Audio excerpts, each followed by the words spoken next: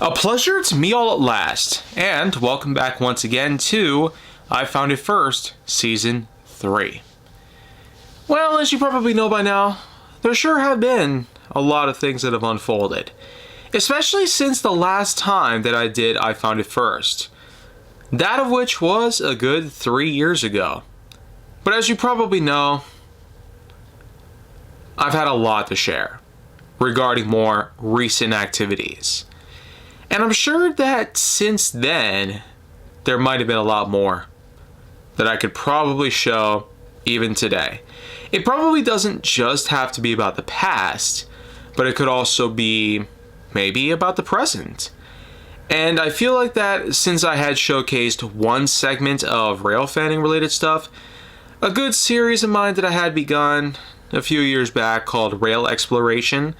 This, of course, was in fact a series of rail fanning videos that I'd taken over the years, many of which were more recent, but only because I'd become way more versatile and I also had more money to be able to fund various excursions throughout the state and even outside of which.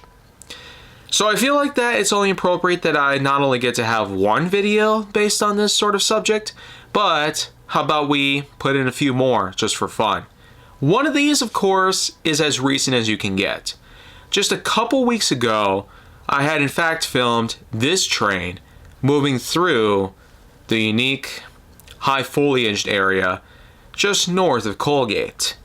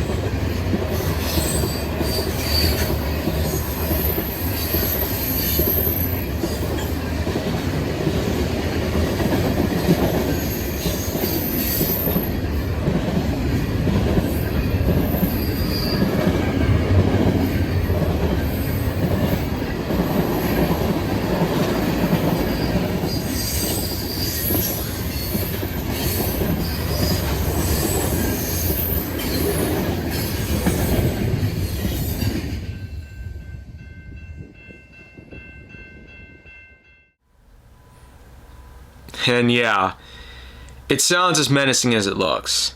The train was moving pretty darn fast. For something like that, you would think that they would have more control and would also be a lot more careful when operating on rails.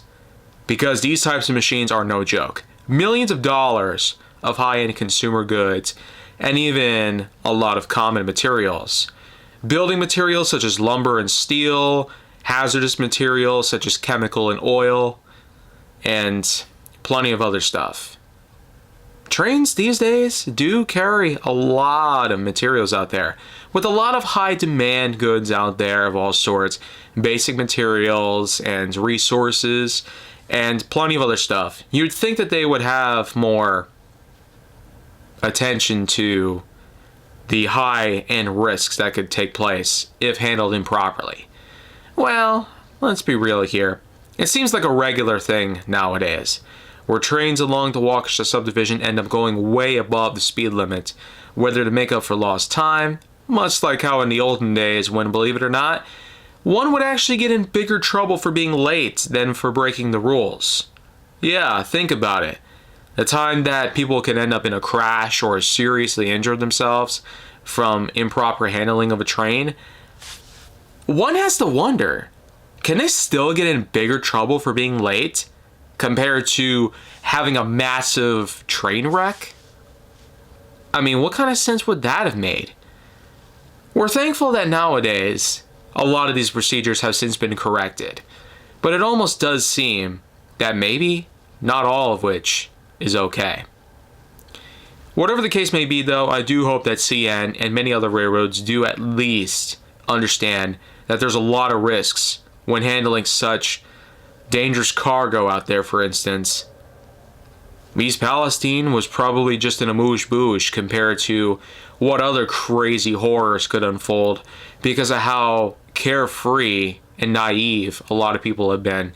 On the railroad or elsewhere, there's a lot of horrible things that could happen because some people just are a bit too greedy for profits. And a lot more people are in fact trying to make a lot of cut downs and a lot of cutbacks just to make sure that they don't waste their precious cash. When really, that cash ought to be funded more for safety measures, including more maintenance work. Like, come on. How's all that graffiti still on those freight cars after like 30 years or so? Shouldn't it be cleaned off by now? Well, whatever the case may be, this is in fact one of a few that I do plan on sharing, especially of more recent times where I have been able to make more of this sort of stuff possible. So, tune in tomorrow and I'll have another piece ready to go. So if you want to see more go down on my channel, then make sure to like, subscribe, comment, follow me wherever you can find me, and stay on the Hollywood side.